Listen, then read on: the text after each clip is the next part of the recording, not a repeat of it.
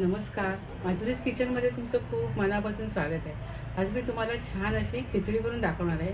लहान मुलं भाज्या खात नाहीत, भात जेवत नाहीत, अशी खिचडी जर आपण करून दिली ना तर मुलं अवश्य खातील।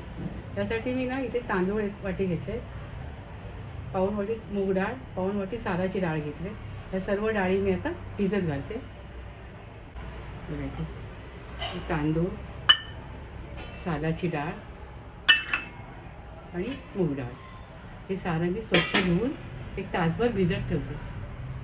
खिचडी करण्यासाठी इथे मी पॅनमध्ये 2 चमचे तूप घेतले। तुपावर आपण जिरं घालूया।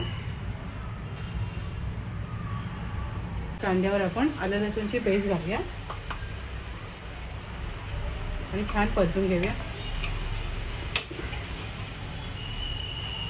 इथे मी खिचडीसाठी मटार घेतलाय, कॉर्न घेतले, लाल भोपळा चिरून घातलाय, 1 कच्चं केळं घेतले, गाजर घेतले, बटाटे घेतले, 1 टोमॅटो घेतला। आता आपण कांद्यावर भाज्या घालूया।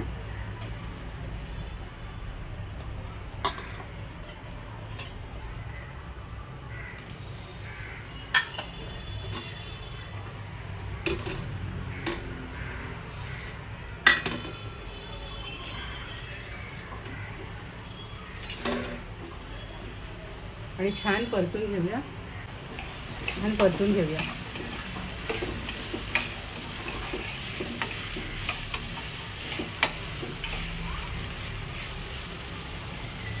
इथे भाज्या छान परतून झाल्या, त्यावर आपण हळद घालूया, लाल तिखट घालूया,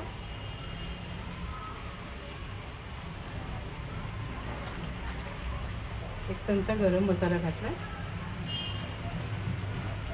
1 चमचा धना पावडर,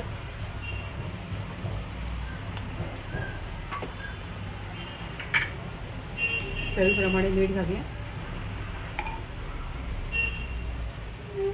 थोडी कोथिंबीर घालूया आणि छान परतून घेऊया। त्यामध्ये आपण डाळ तांदूळ घालूया। इथे भाज्या, डाळ तांदूळ छान परतून झाले। आता आपण यावर गरम पाणी घालूया।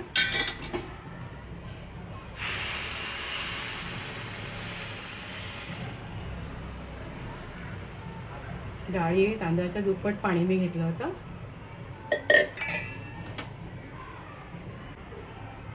यामध्ये थोडा लिंबाचा रस घालूया। गरम पाणी घालायचं म्हणजे खिचडी छान होते। आता झाकण लावून आपण 3 शिट्या काढून घेऊया। 3 शिट्या झाल्या, आणि गॅस बंद करते।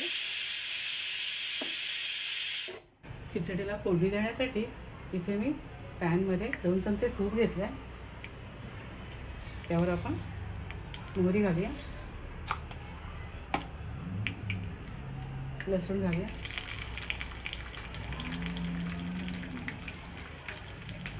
कढीपत्ता घालूया,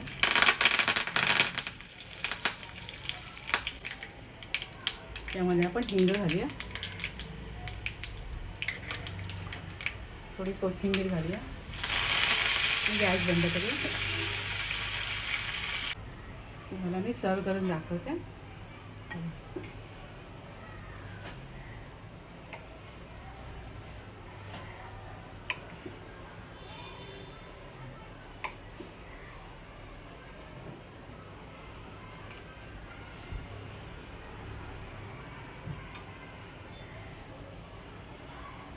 इथे छान अशी गरमागरम वाफाळती खिचडी तयार आहे। यामध्ये मी छान सर्व अशा भाज्या घातलेल्या आहेत। लहान मुलांना तर नक्की आवडेल।